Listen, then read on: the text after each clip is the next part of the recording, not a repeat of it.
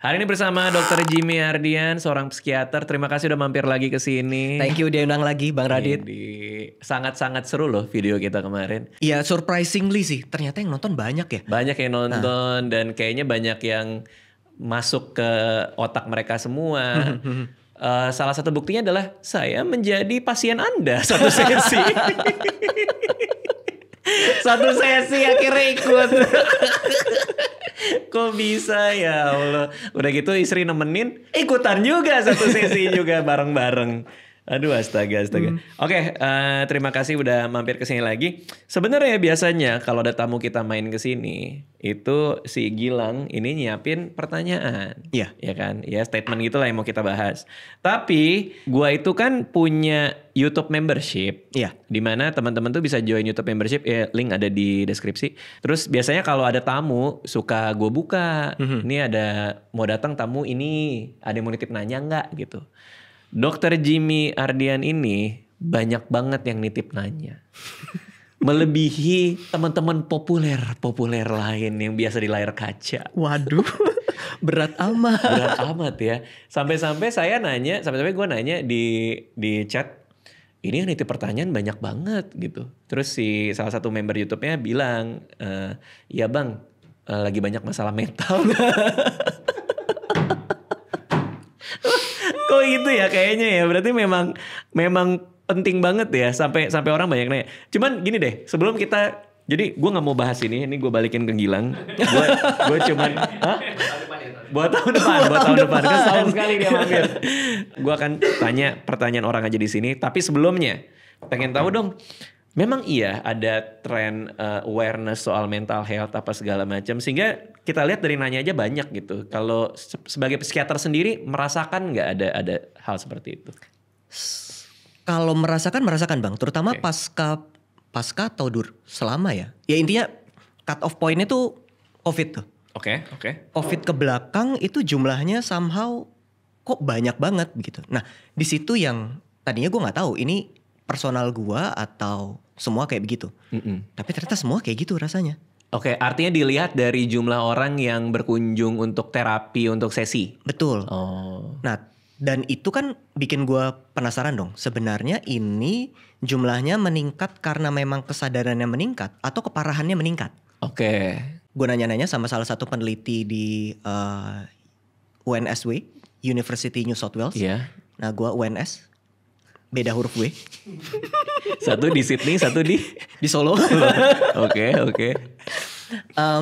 Ngobrol-ngobrol ternyata bukan cuma jumlahnya meningkat karena sadar, tapi memang keparahannya meningkat.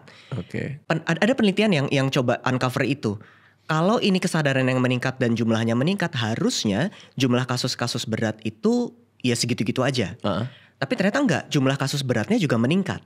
Okay. Artinya memang severity-nya atau keparahannya itu yang tambah berat dan jumlahnya tambah banyak. Makanya load ke psikiaternya lebih banyak gitu. Is it karena COVID atau hal lain? Nah itu pertanyaan penting. Sampai sekarang gak tahu sih gue. Karena yang datang kan pasti ada tipikal masalah dong. Betul. Nah, sebagai psikiater ngelihat, oh ini masalah ini kayaknya gara-gara COVID. Masalahnya gara-gara apa gitu. Udah gak COVID lagi sih sekarang. Tapi gak tahu jumlahnya tetap naik gitu. Rata-rata tetap trauma ya, karena kan dokter spesialis penyembuhan trauma kan? Betul, rata-rata tentang trauma, walaupun kalau ngelihat ke kiri kanan sebenarnya jumlah yang lain juga naik. Cemas, depresi gitu-gitu tetap naik. Sip, kita langsung ke pertanyaan pertama. Siap. Dari Alphaverse, cara tahu kalau kita trauma terhadap suatu hal apa bang? Dan kalau emang kita punya trauma terhadap suatu hal, cara kita tahu itu ringan, sedang, atau berat tuh apa? Langsung bagus nih pertanyaan. Pertanyaannya bagus nih. Gimana cara kita tahu kita trauma atau tidak? Kalau kita baca definisi doang nih, definisi trauma, ada 4 peneliti misalnya. Itu 4-4nya definisi beda-beda. Ada yang definisinya ini harus kejadian katastrofik. Katastrofik tuh besar mengancam nyawa gitu. Kalau enggak mengancam nyawa berarti bukan. Ada yang enggak, ada yang semata-mata kalau ada reaksi di tubuh terasa ketika ada sesuatu yang di depan tapi sebenarnya netral, nah itu pasti dari trauma tuh. Jadi definisinya bisa luas banget. Mulai dari harus mengancam nyawa sampai cukup ketika itu hal netral tapi kok lu gak nyaman ke trigger, nah itu lu trauma. Ada yang sebutannya big T and small T. T besar sama T kecil gitu. Kalau T besar tuh yang ngancam nyawa, T kecil tuh enggak sih, enggak perlu mengancam nyawa. ditinggalin sama orang tua, terus sekarang pacar ketiduran main Mobile Legend, terus nggak nyaman. Nah itu trauma juga gitu. Oh iya. Tapi kecil. Oh. Jadi ada pembagian-pembagian yang peneliti pun ribet sendiri gitu. Ini mana nih yang adalah trauma, mana yang bukan gitu. Gua sih nggak mau pusing. Ya. Kalau definisi saya maksudnya. Oh jadi gua nggak apa-apa ya. Gak apa-apa, santai aja. Kalau definisi saya, trauma itu terjadi akibat sebuah peristiwa. Peristiwanya udah lewat. Dan ketika kita diingatkan atau tercetus ingatannya oleh hal tertentu di masa kini dan tubuh kita bereaksi, maka itu adalah trauma. Reaksinya bisa macam-macam, bisa menyerang, bisa kabur, bisa nggak bisa ngapa-ngapain, freezing gitu. Nah, 3 reaksi itu jadi penanda ini kayaknya ada sesuatu, mungkin itu trauma. Gimana kita cara tahunya bahwa itu akarnya dari trauma atau akarnya dari hal lain, either itu terkejut, itu marah, apa gimana tuh? Ini juga nih. Gue selalu suka menyarankan orang yang datang dan curiga itu trauma buat bedain 2 hal ini. Bedain threaten, terancam, dan trigger, tercetus. Oke. Kalau terancam tuh istilahnya di depan kita ada macan, terus gue pengen lari. Itu nggak ke-trigger. Itu ya emang ada ancaman di situ, serem. Ke-trigger tuh di situ ada trio macan gitu. Terus kita serangan panik gitu misal. Nah itu ke-trigger.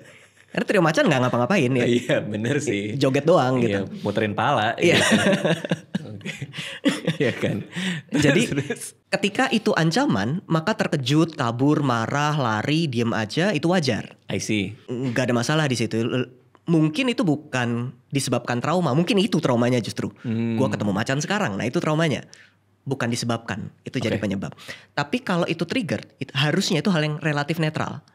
Suara orang yang meninggi, padahal dia ngomongnya biasa aja, ya memang nadanya tinggi gitu.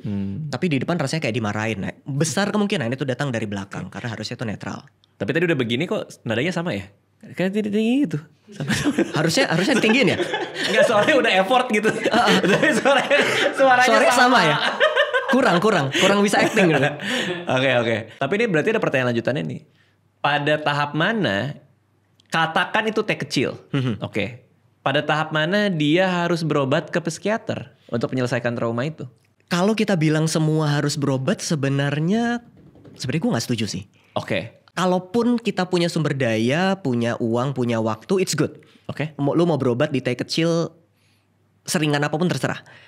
Tapi kan nggak semua orang punya sumber daya, nggak semua orang punya waktu, dan kalaupun semua orang punya, psikiater yang jumlahnya nggak cukup. Oke. Jadi nggak ideal juga kalau semua trauma harus ke psikiater. Tapi gue nggak bilang berarti nunggu berat baru ke psikiater, nggak juga. Oke. Silahkan kalau mau. Tapi salah satu penandanya adalah kapan kita ke psikiater? Kalau usaha-usaha kita secara sengaja buat ngatasin itu selalu gagal. Misal, gue sadar nih kalau gue selalu mudah marah ketika pasangan gue ketiduran, tadi contoh yang Mobile Legend. Gue udah berusaha nahan, gue udah berusaha diem, gue udah berusaha sabar, gak berhasil. Nah silahkan ke psikiater. Karena artinya itu yang di belakang sama sekali gak berhasil untuk ditenangkan. Walaupun sebagian besar orang sebenarnya akan berhasil nangan itu sendiri bang. 80% orang itu traumanya akan sembuh sendiri, gak usah diapa-apain. Oke. Bukan berarti yang 20%-nya lemah, tapi ya luck berperan besar di sana. Kita bisa jadi 80, bisa jadi 20. Yang 20 ini yang gak hilang-hilang, yang udah berusaha gak berhasil, nah ini boleh nih ke psikiater. Tapi kalau kayak tadi contoh ya, gue kalau pasangan gue main Mobile Legend, gue selalu marah. Apakah nggak ada aspek lain yang atribusinya itu lebih ke pasangannya? Kalau kayak gitu, lo jangan main Mobile Legend. Maksudnya gimana dia bisa ngerasa itu nggak wajar gitu kalau gua yang marah gara-gara dia main? Benar.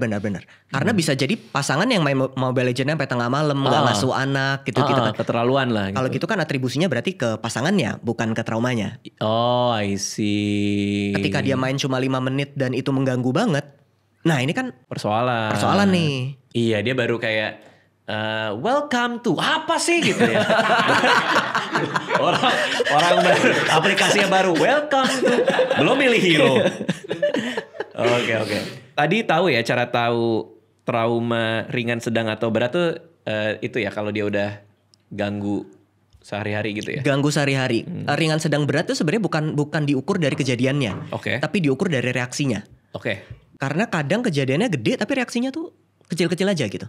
Oke, boleh share satu contoh konkret itu trauma berat, itu seperti apa? Contoh yang pernah ditanganin deh atau pernah lihat gitu. Kecelakaan misalnya. Kecelakaan, bukan kecelakaan diserempet, bukan kecelakaan yang beneran yang sampai mobilnya keguling-guling Iya. gitu. Beberapa kasus itu sebenarnya nggak usah diapa-apain. Ya awalnya akan terkejut, awalnya akan shock, awalnya akan nggak berani naik mobil dulu. Tapi pada banyak kasus dia akan bisa naik mobil sendiri, tenang sendiri, stabil sendiri. Itu kan artinya kejadiannya besar, tapi reaksinya ya biasa aja, kecil. Dan ini profil ini bukan muncul karena orang itu kuat terus dia jadi bisa menghadapi gitu, enggak juga. Kadang bukan kekuatan yang membuat dia mampu melalui, kadang justru keramahan. Kadang justru orang terdekat yang menenangkan gitu. Jadi ada banyak aspek. Jangan langsung, oh gue harus kuat menghadapi ini, enggak juga. Yang kemudian sebaliknya, kadang kita ngelihat seorang anak dikunci di kamar mandi kan sehari-hari waktu kita kecil. Waktu kecil.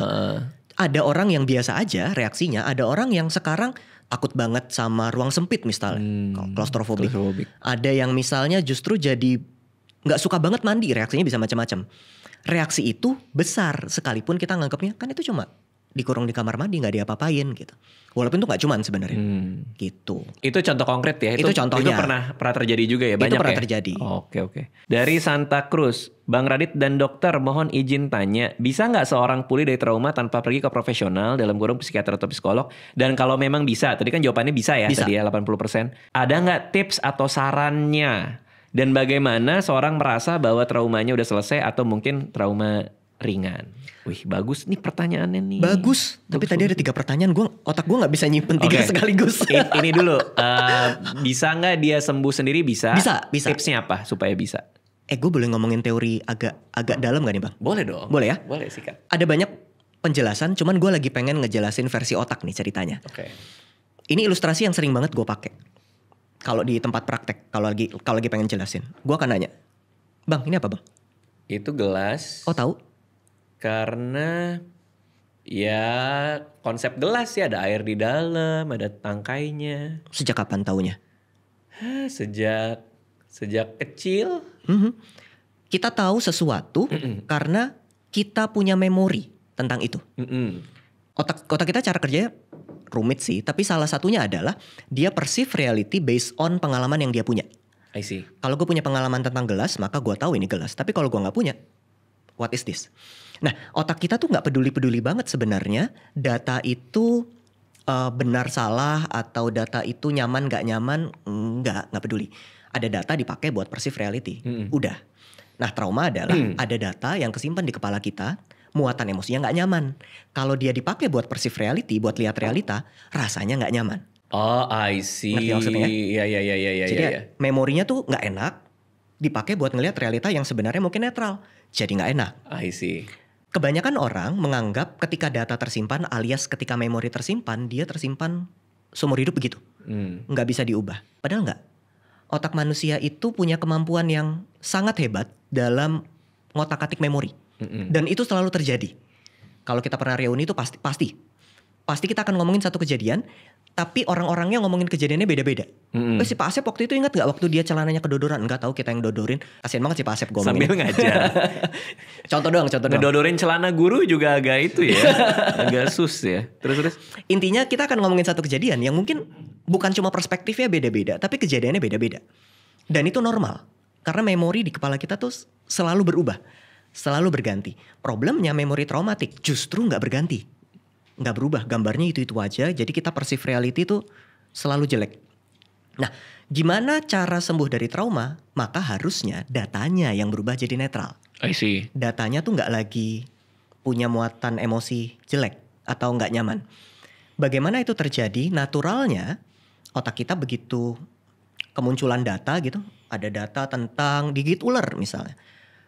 Lalu ternyata pas saya lihat-lihat, saya tenang-tenang, oh ternyata tuh tas motif ular. Maka pengalaman perbedaan tadi harusnya akan membuat data yang di belakang tuh meredup. Oh enggak loh. Lalu melihat pengalaman ular lain, oh ternyata cuma boneka ular, meredup. Redupan itu terus-menerus yang akan membuat muatan emosional dari memori tadi menghilang. Dan begitu menghilang kita sembuh.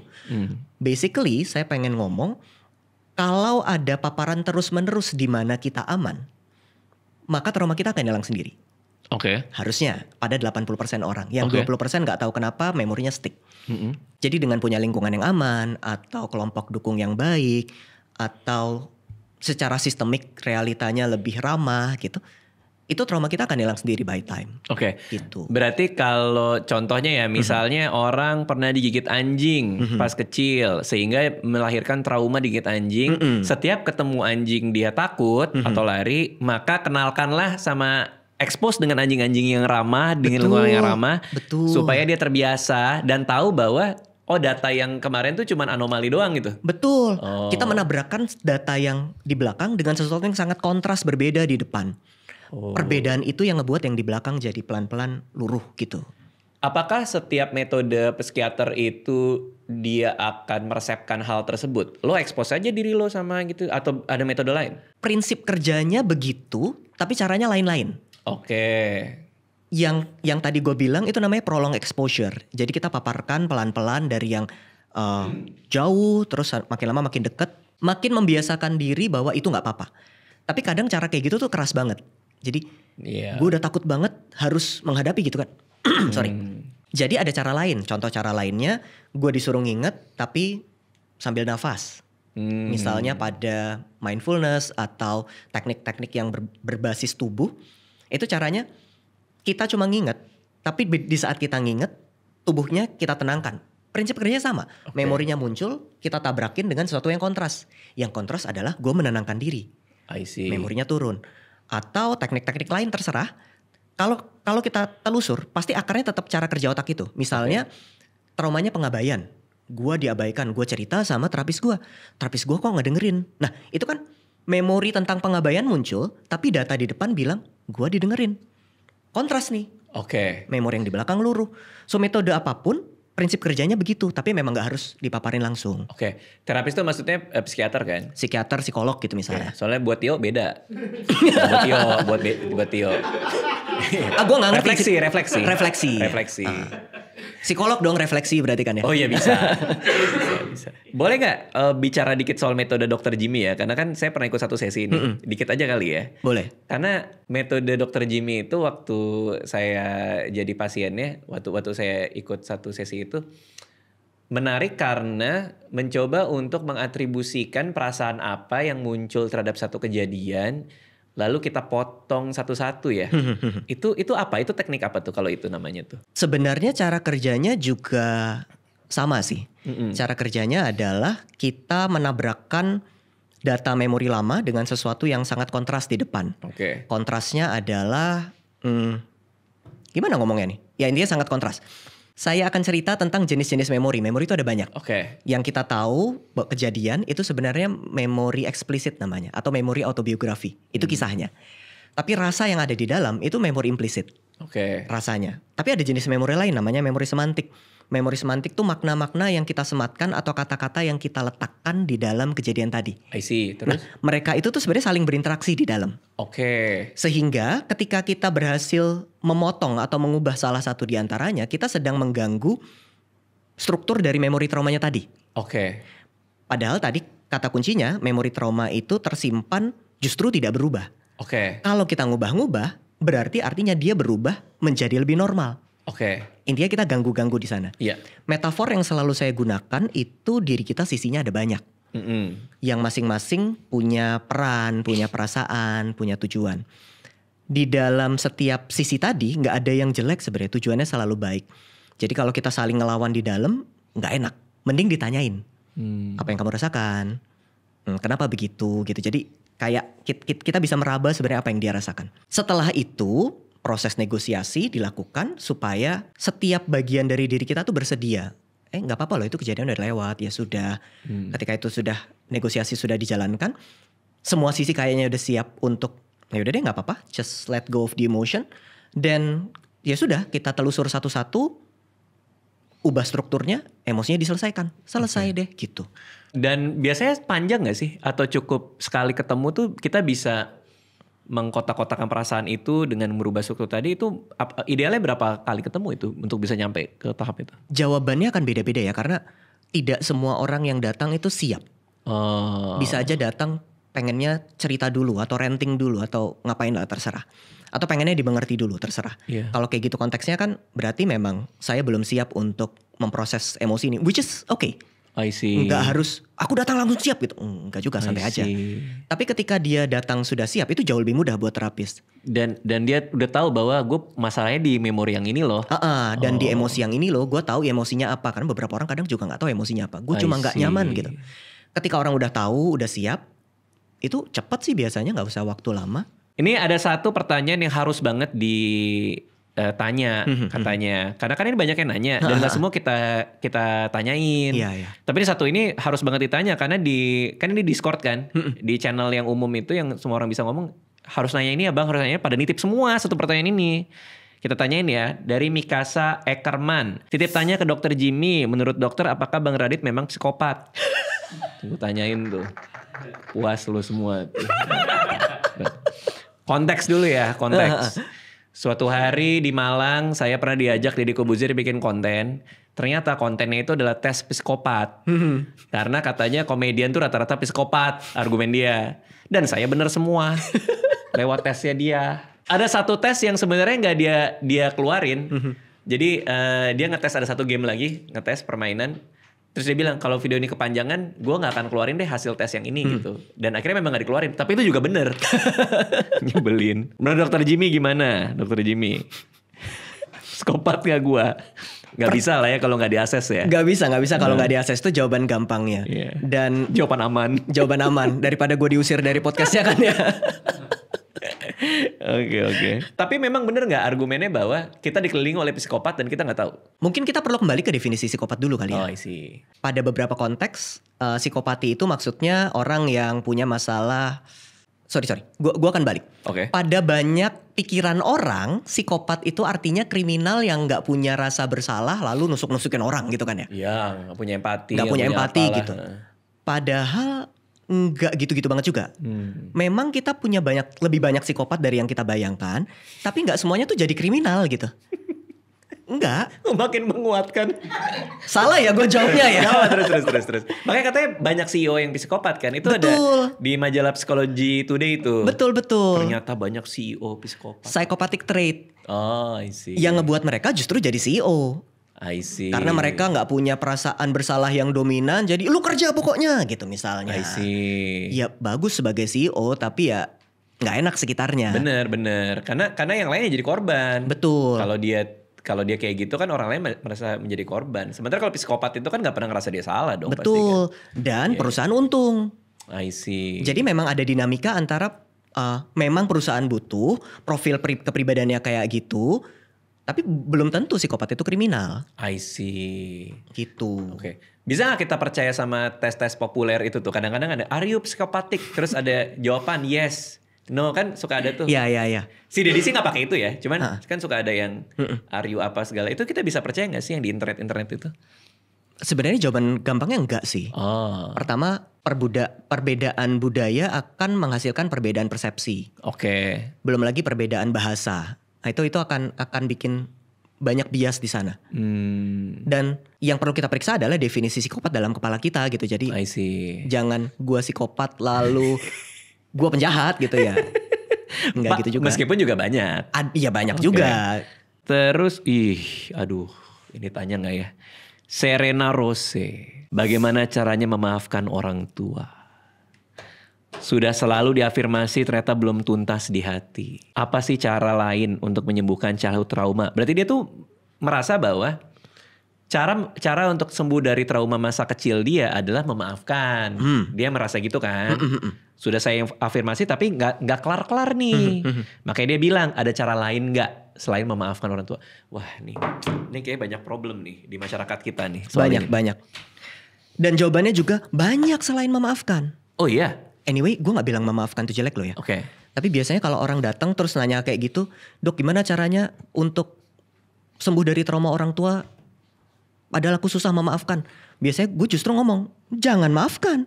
Oh. Bukan berarti. Di klip oke nih. Dokter ini mengatakan jangan maafkan orang tua. Ya. Terus. Ya, jadi apa? Ada banyak jalan gitu. Ada banyak jalan. Okay. Kalau rasanya memaafkan itu gak bisa, ya gak usah pakai itu. Belok aja dikit. Menjadi? Belok dikitnya adalah kita pengennya memaafkan biar rasa sakitnya hilang. Bisa, jalan itu bisa. Tapi kalau nggak bisa, ya hilangin dulu rasa sakitnya baru maafin. Dengan cara kayak tadi itu, metode tadi itu. Metode apapun sebenarnya. Kita fokusnya jadi ke rasa sakitnya, bukan ke memaafkannya. Definisi dulu. Memaafkan adalah seseorang melepaskan keinginannya atau dorongannya atau perasaan berhaknya untuk menuntut pembalasan dari orang yang menyakitinya. Oke, iya itu definisinya. Itu definisinya. Tapi kita bisa juga menghilangkan rasa sakitnya tanpa ini dulu. Tanpa gue balas dendam, tanpa ada keadilan dulu, atau tanpa ada rekonsiliasi dulu. Ya hilangin dulu rasa sakitnya. Gimana? Ya tahu dulu rasa sakitnya apa. Biasanya gue akan justru nanya, itu perasaan di situ ada apa aja? Oke. Kenapa lu ngerasa kayak gitu? Dan lain sebagainya. Kenapa lu pertahankan perasaan itu? Buat apa? Dan lain sebagainya. Setelah itu diketahui, ya ini berarti baik. Nggak harus maafin. Di situ akan ada kelegaan dulu, baru kita sepakati. Ini menguntungkan nggak dibawa di masa depan? Kalau nggak, mau kapan nih kita selesaiin? Begitu dia siap, sekarang oke kita selesaiin. Tinggal dipanggil bagian yang merasa paling sakit di momen tersebut. Terus udah deh selesaikan di situ. Itu yang mungkin disebut sebagai reparenting inner child gitu. Orang tua itu kan banyak yang niatnya baik dong. Iya. Iya dong. Iya. Pasti kan kayak ya namanya juga orang tua punya anak, di dalam kepala mereka akan melakukan terbaik buat anak dong. Benar-benar. Tapi ujung-ujungnya banyak yang kayak gini-gini nih. Benar, Childhood trauma, merasa ini segala macam. Sebenarnya disparitasnya di mana sih? Mismatchnya tuh di mana sih? Kenapa orang tua yang selalu niat baik kok jadinya trauma? Malah anaknya trauma sampai ke bawah-bawah nggak bisa maafin nih. Itu apa yang terjadi tuh? Wah ini gue bisa jelasin panjang banget nih. Gue mulai dari mana ya? Gak apa-apa. Pelan-pelan aja gak apa-apa. Pelan-pelan ya? Seru nih. Kita mulai dari orang tua juga tidak tahu caranya untuk membesarkan anak. Dia lahir dengan lukanya, dia tumbuh besar dengan pengetahuan menurut orang tuanya. Nggak ada keterbukaan informasi saat itu, nggak ada kan webinar parenting pada saat itu nggak ada. So informasinya memang nggak ada. Cara yang dia tahu adalah ya lakukan serangan, kritik secara verbal, jangan apresiasi. Kalau diapresiasi nanti anaknya lemah. Kalau nanti nggak direndahkan anaknya akan tinggi hati, gitu-gitulah. Berdasarkan pengetahuan yang mereka punya. Oke. Sehingga sekalipun niatnya baik, caranya nggak baik. Karena caranya nggak baik, hasilnya buruk. Sesimpel itu. Tapi kadangkala ini bukan cuma tentang informasi, ini tentang rasa sakit yang orang tua punya. Sehingga sekalipun saya tahu caranya, tapi nggak bisa. Tiap kali anaknya tantrum misalnya, kok bawaannya pengen ngetebalikin meja gitu misalnya. Cara untuk kita tahu itu luka atau enggak, saya suka ngajak untuk menelusur. Then what? Oke. Kalau anak lo tantrum di mall, then what? Ya nanti orang-orang akan ngelihat dong. Ya kalau orang-orang ngelihat, then what? Ya nanti gue dianggap ibu yang gagal. Nah, berarti ini tentang saya gagal. Ada luka terhadap gagal di situ, apapun konteksnya mungkin. Gagal itu yang kemudian ditelusur, diselesaikan. Karena kalau kayak gitu konteksnya, mau kita tahu caranya nggak bisa. Di sini yang mungkin juga disparitasnya, karena orang tua tidak kenal konsep terapi. Oke. Ada sih sekarang banyak, lebih banyak daripada dulu, tapi tetap sedikit. Dan yang ketiga, gue pengen ngomong yang ketiga tapi gue takut sebenarnya. Tapi ngomong aja kali ya. Coba aja. Karena psikolog dan psikiater sebenarnya. Apa tuh maksudnya? Bagaimana cara kita merasakan emosi itu sangat bergantung dengan konsep yang kita miliki. Dulu ketika internet nggak ada, semuanya ya begitu aja. Kalau orang tua ngupasin buah, kita tahu maksudnya itu minta maaf. Ngupasin buah? Dulu cara orang tua minta maaf ke anaknya itu ngupasin buah. Oke. Atau nyediain makanan yang anaknya suka. Itu gestur dari permintaan maaf. Oke. Tapi informasi masuk, psikolog psikiater bilang ini harusnya secara verbal. Muncul tuh, iya ini gak secara verbal. Dia gak pernah minta maaf. Padahal di kepala orang tuanya dia minta maaf. Pakai ngupasin buah. Gua gak bilang secara verbal itu berarti salah atau ngupasin buah itu benar. Tapi perbedaan ini yang kemudian jadi clash di kepala anak, jadi makin kuat nih. Orang tua gua memang narsisistik, gak pernah minta maaf, gak pernah merasa bersalah. Padahal orang tuanya ngerasa bersalah. Cuma gak tahu kalau minta maaf tuh bisa secara verbal dengan ngakuin perasaannya. Orang dia aja gak tahu perasaannya, mungkin gitu. Perbedaan informasi yang disampaikan oleh psikiater psikolog itu gak salah. Tapi menjadi bikin diskrepansinya makin luas, perbedaannya makin luas. Atas tindakan orang tua yang kita persepsikan keliru. Gak pernah minta maaf, padahal sebenarnya minta maaf. Tapi caranya beda dengan standar yang kita miliki sekarang. Oke. Jadi kesannya orang tua salah banget. Oh, tapi bukankah argumen bahwa itu harus disampaikan verbal supaya anak punya closure bahwa dia memang menyesal. Betul. Maksudnya ketiadaan closure itu yang ngebuat mereka merasa orang tua tidak maafkan. Betul. Nah, gimana? Apa seharusnya gimana jadinya? Seharusnya memang dia minta maaf secara verbal. Oke. Seharusnya. Oke. Karena meminta maaf secara tidak langsung begitu ya emang nggak enak. Ya karena seakan nggak tuntas. Betul, seakan nggak tuntas. Tapi jadi makin sakit karena kita punya data itu. I see. Oh gitu maksudnya. Jadi ada validasi bahwa gua berhak merasa. Betul. Oh. Jadi makin kuat.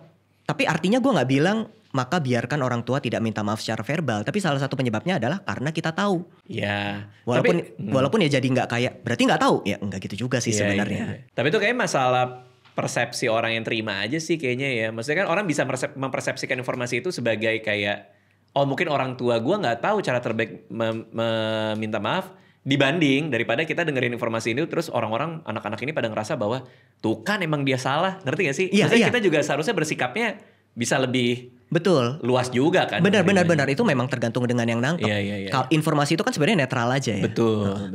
Berarti kan antara itu berarti kita bicara ada banyak banget generasi yang merasa bahwa masa kecilnya itu banyak yang tidak tuntas dong kalau kayak gitu. Benar, tapi itulah justru poinnya. Sehingga dari generasi ke generasi kita progressing terus. Kita menjadi lebih baik dalam berkomunikasi, kita lebih baik dalam mencintai anak.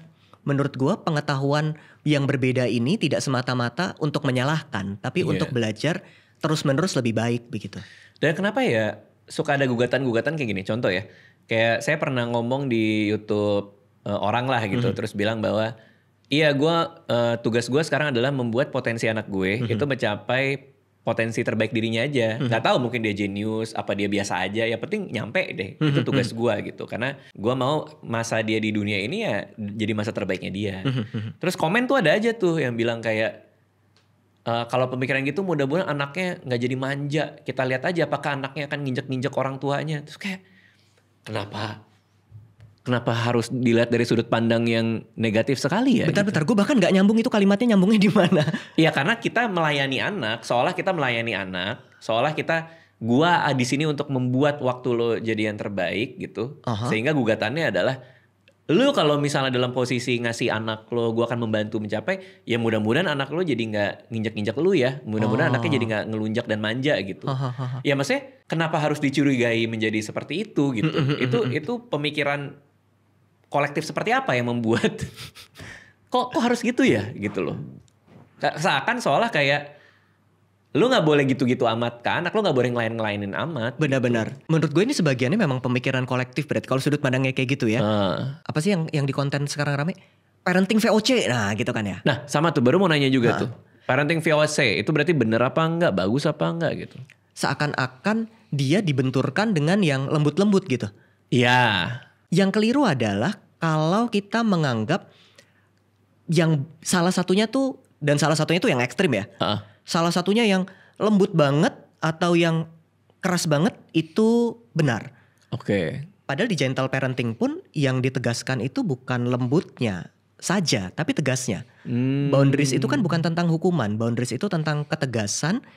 Kita ngebuat batasan nih dan konsisten itu dibuat. Maka ketika kita melayani anak, membuat dia mencapai potensi terbaiknya, itu gak semata-mata cuma tentang give pleasure dong ya. I see. Itu kan ngasih ada batasannya, lu harus tegas, lu harus konsisten gitu terus. Konsisten itu tidak sama dengan keras. Gak harus keras, gak harus pakai rotan dan lain sebagainya dong. Menurut gue salahnya di situ karena ketika kita mikir tegas tuh sama dengan keras. Kalau tegas sama lembut kan bisa aja. Bener. Karena mereka merasa bahwa lo melayani anak lo mencapai potensi terbaik, gue akan hadir buat anak gue, itu di kepala mereka, berarti lo culun dong, berarti lo lemah dong, berarti anak lo akan ini. Padahal kan bukan itu argumennya ya. Bukan. Iya, menyimpulkan dari sebuah informasi aja masyarakat kita kadang masih tergagap ya. Nah itu. Tadi kan gue ngomong press conference pesta literasi tadi kalau gak salah. Itu ada bahasan tentang kemampuan literasi kita tuh jelek. Iya lagi, iya bener. Nah, persoalannya ini menjadi kebenaran baru. Contoh, misalnya katakanlah gue diundang di sebuah podcast. Terus gue bilang bahwa, oh iya gue lebih suka gado-gado daripada ketoprak gitu kan. Terus nanti ada orang yang bilang, oh berarti lo benci ketoprak. Iya. Nah ini di konten lain nih, konten lain ngomongin soal makanan. Terus ada orang yang nulis di komen, gue gak akan percaya kata-kata Raditya Dika soal makanan karena dia aja benci gado-gado. Ini menjadi kebenaran baru. Raditya Dika benci gado-gado ini adalah the whole new truth. Yang menurut dia kebenaran baru. Dari pernyataan yang sama sekali gak ada itu. Itu tuh potret netizen, potret internet masa kini di Indonesia tuh menurut saya itu.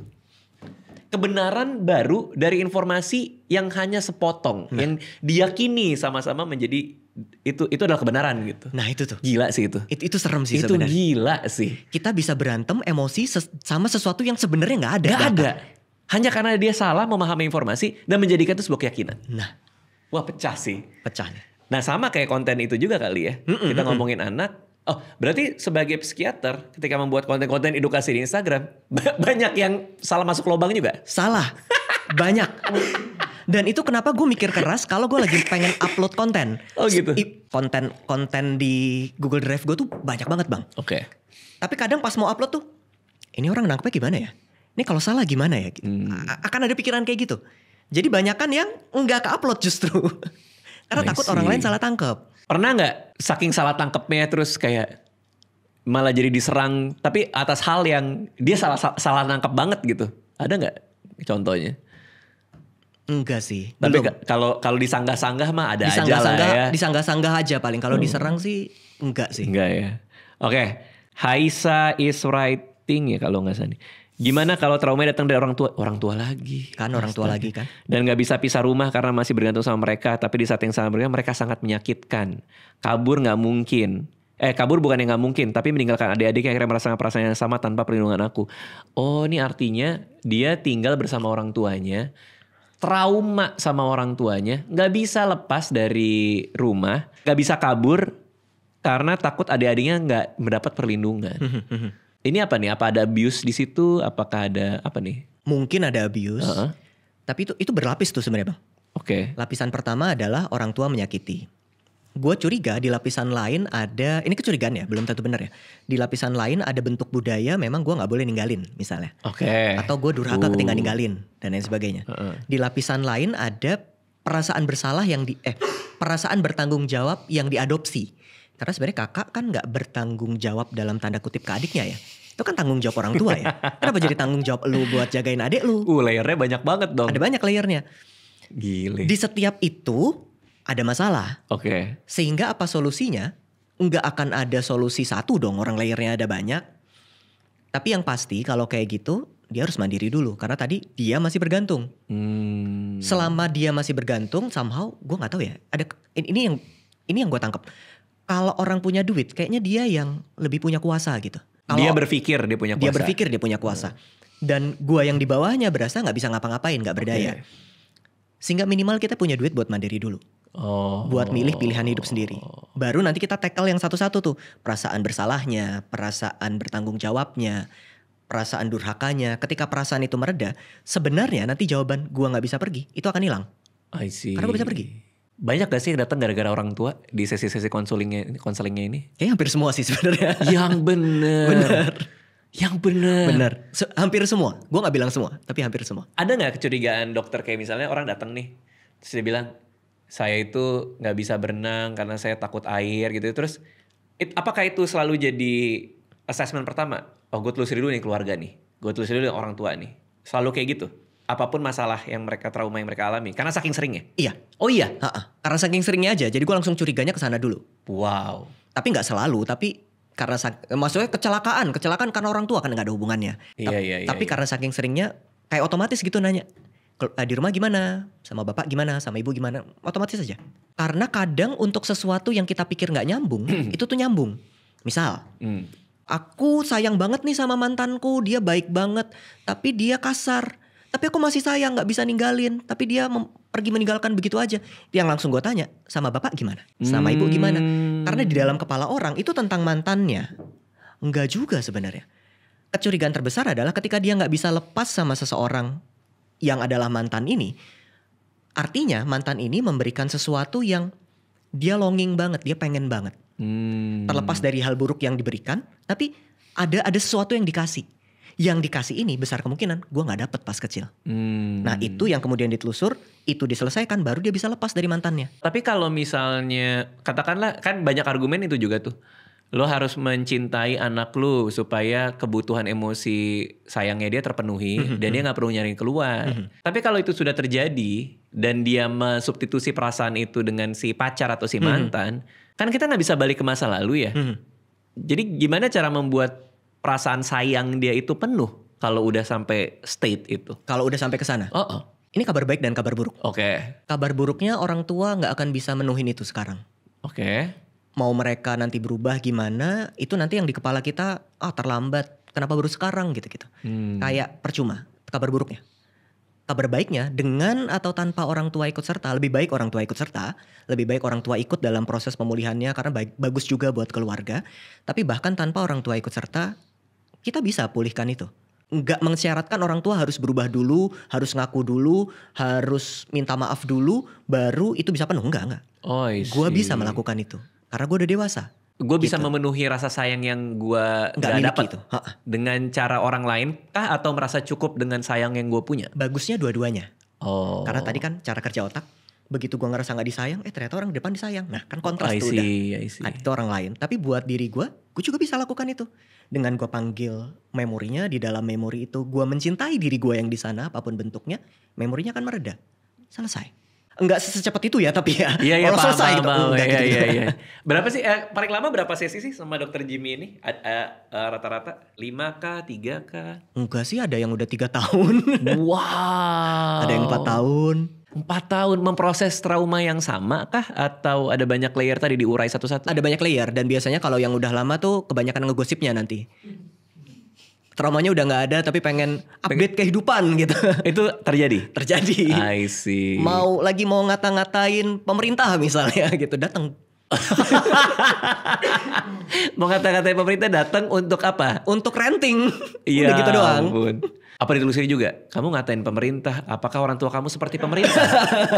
ketika masih kecil dulu. Apakah dia... Bener juga sih, gue gak pernah mikir ke sana. Abis ini. Abis ini ditanyain. 4 tahun tuh cukup lama juga ya. Berarti memang seorang psikiater itu harus menelusuri dengan sangat hati-hati ya berarti ya? Lebih baik, iya. Tapi kalau yang udah panjang, jarang yang... Kalau ini ngomongin trauma ya, jarang sebenarnya memproses trauma yang sama. Udah macam-macam. Udah macam-macam, dan artinya kehidupan akan tetap lebih baik. Bukan berarti 4 tahun. 4 tahun aku tidak sembuh-sembuh, gak gitu juga. Iya, paham. Soal obat. Kan psikiater tuh kan kata orang nih, yang bedain psikiater sama psikolog. Psikiater tuh ngasih obat, psikolog enggak gitu. Itu sebenarnya gimana? Karena terakhir kita ketemu saya nggak dikasih obat.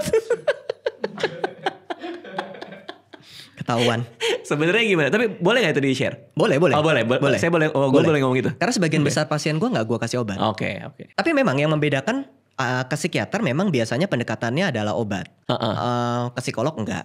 Oke. Pada kasus-kasus yang berat, trauma berat misalnya, obat dibutuhkan buat menstabilkan kondisi. Karena kalau kondisinya benar-benar nggak stabil, misal ini meja motif netral begini kelihatannya kayak ular, dia panik, ya susah mau dikerjain. Boro-boro memorinya mau diapa-apain karena hal netral saja sangat mengganggu gitu. Nah obat main di situ. Oke. Gue ngomongin spesifik konteks trauma ya, bukan konteks yang lain. Iya, oke. Tapi pada konteks trauma obat itu nggak nyembuhin. Mau dia minum obat sepanjang apapun, nggak sembuh. Gejalanya bisa mereda, tapi nggak sembuh. Oke. Dan ini udah ada di guideline yang macam-macam nih. Jadi gue bukan ngomong begini karena dokter Jimmy suka trauma, ngerjain trauma makanya bilang obat tidak menyembuhkan. Ya enggak juga. Di guideline pun dikatakan obat tidak menyembuhkan. Yang menyembuhkan itu justru psikoterapi. Psikoterapi. Pada saat kondisinya udah dikasih obat dan udah lebih stabil, nah itu dimulai itu di situ. Traumanya, memorinya dinetralkan emosinya gitu. Atau mungkin katakanlah trauma dia ke-trigger karena secara proximity orangnya ketemu terus. Nah, maka obat masuk tuh di situ. Untuk ketika di-trigger dibikin stable dulu. Itu boleh tuh kayak boleh, gitu. Boleh. Atau ada obat-obat yang gue gak akan nyebut di sini. Ada beberapa obat yang memperpanjang durasi kita bisa ngedit memori. Wah. Intinya gini, ketika kita manggil memori dalam rentang waktu 30 menit, itu sebenarnya memori itu rentan buat diotak-atik. Oke. Nah itu tempat bermainnya terapis trauma. Oke. Begitu kita panggil memorinya, boom keluar, sakit. Memang sakit, tapi dalam 30 menit ini ladang bermain besar untuk kita hilangkan emosinya. Oke, wow. Ada obat yang bisa bikin itu lebih panjang. Aha. Nah, kadang mainnya obat juga justru buat mendukung proses terapi biar kita lebih leluasa ngerjainnya gitu. Jadi bisa diedit gitu ya? Lebih enak ngeditnya, lebih panjang gitu. Kalau editor punya waktu lebih panjang kan nggak buru-buru. Bener. Nama obatnya CapCut bukan?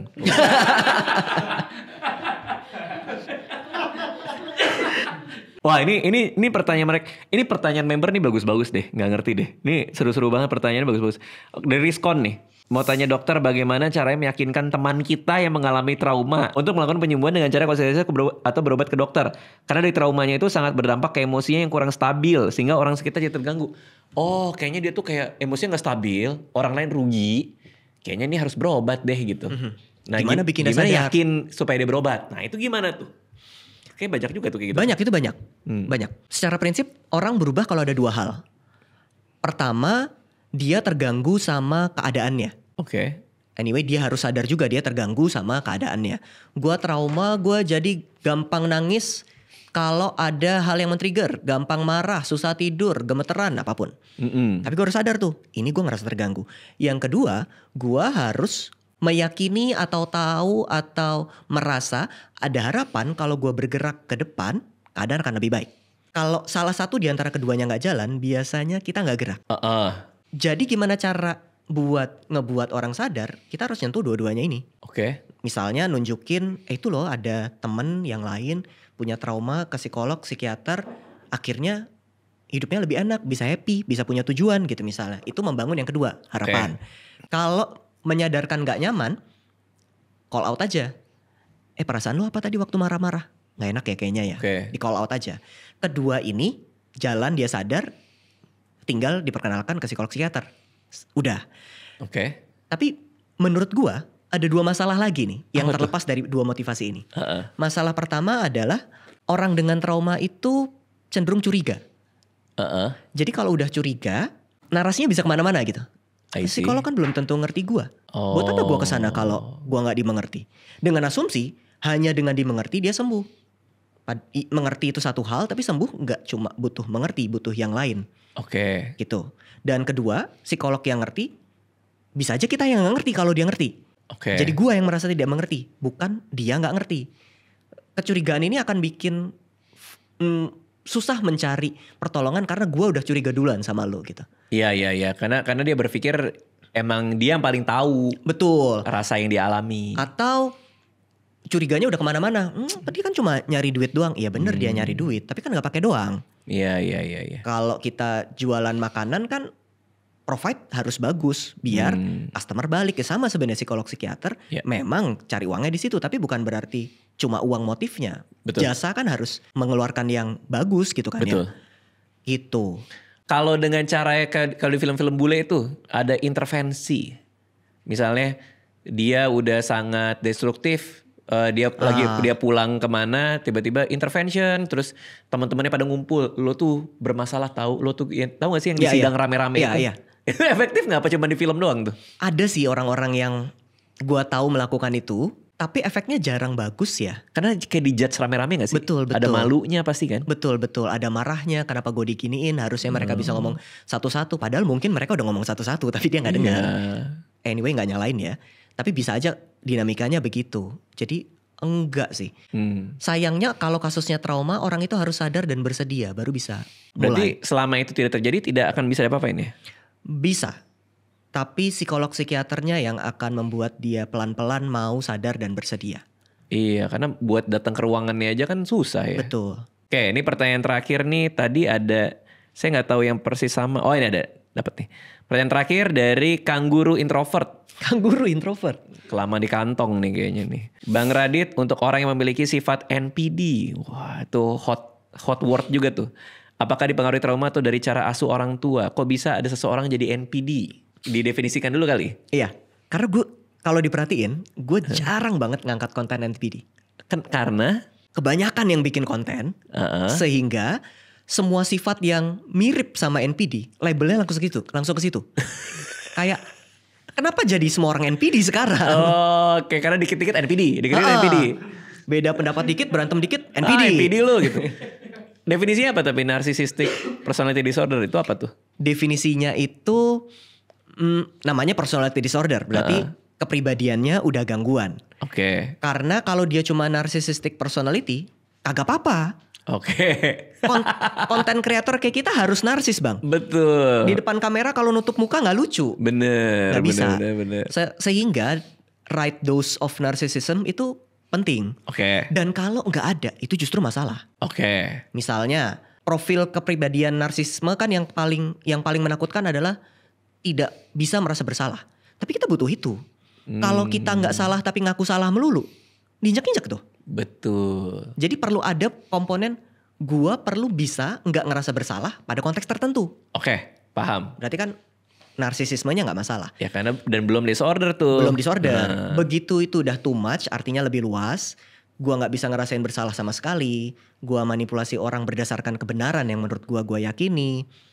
Maka itu jadi NPD. I see. Tapi yang bentuknya kayak NPD itu banyak. Maksudnya profil kepribadian kayak gitu, itu nggak cuma NPD yang punya. Ada bentuk-bentuk lain. Pada orang dengan emotionally immature itu bentuknya mirip NPD. Oke. Pada beberapa bentuk gangguan yang lain juga mirip. Jadi kita nggak bisa asal nempelin gitu. Oke. Karena treatmentnya beda. So by definition, secara definitif apa NPD? Orang yang merasa dirinya besar. Apa ada konteks imaturitas juga kah di dalamnya atau bisa berkumpul semua tuh? Di dalam NPD itu sebenarnya kebagi dua. NPD karena luka yang fragile. Ada tipe yang karena gua luka makanya gua nutup diri gua seakan gua besar. Bagus tuh buat film tuh. Terus. Boleh. Itu karakter film menarik tuh terus. Yang kedua karena emang dia dilatih dari kecil begitu. Enggak terluka tapi emang dilatihnya begitu. Oke. Kayak spoiled child gitulah. Jadinya narsistik. Artinya nggak semuanya karena trauma. Pada penelitian tuh beberapa orang narsisistik tuh bukan karena gue merasa rendah makanya gue melindungi diri. Enggak, emang dia ngerasa dia besar aja. Dia ngerasa memang bisa melakukan semuanya. Sehingga treatmentnya jadi beda. Artinya orang dengan trauma bisa memunculkan sikap narsisisme. Tapi kalau orang dengan trauma kita label NPD, it's not helping it. Nggak bantu siapa-siapa nih. Dia nggak pulih. Komunitas juga nggak terbangun baik, makanya gue jarang banget upload konten NPD. Oke, walaupun seakan-akan terlihat sangat jauh ya, maksudnya mengalami trauma menjadi NPD itu seakan jauh sekali gitu, dan memang jarang sebenarnya orang yang mengalami kejadian traumatik dan menjadi NPD. Jarang karena NPD sendiri sebenarnya jarang. Oh, I see. Udah cuma 1% populasi, 50% laki-laki, 50% perempuan. Kenapa sekarang jadi kayak 50% NPD? Oke, terima kasih Dr. Jimmy udah mampir. Ini bawa buku tadi katanya dari apa? Pekan Literasi, ya kan? Iya, betul. Untuk ngomongin buku baru atau? Ini buku baru 2 bulan. Udah bestseller. Thank you buat teman-teman yang beli buat pulih dari trauma. Jadi emang ngomongin trauma nih. Coba boleh lihat. Ini tebel banget sih. Berapa tahun ini nulisnya? 2 tahun, 3 tahun. Buset, referensinya juga banyak banget. Itu yang bikin lama. Baca dulu, nulis lagi gitu. Sih.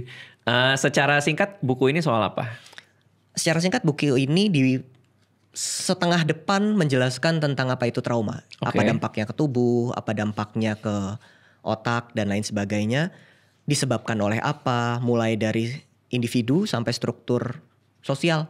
Termasuk ngomongin pemerintah, ngomongin keluarga gitu-gitu. Di separuh belakangnya nggak banyak ngomongin soal sistemik lagi, tapi ngomongin soal pengalaman internal dan gimana kita pulih dari situ. Gitu. Oke, langsung ada nih. Aku tahu aku tidak perlu takut, tapi aku selalu takut kalau bertemu mertua. Anyway, gue gak curhat di situ ya, Bang. Oh iya, bukan curhat, ini kutipan. Akunya bukan Dr. Jimmy, akunya Cindy namanya. Ini ada Cindy.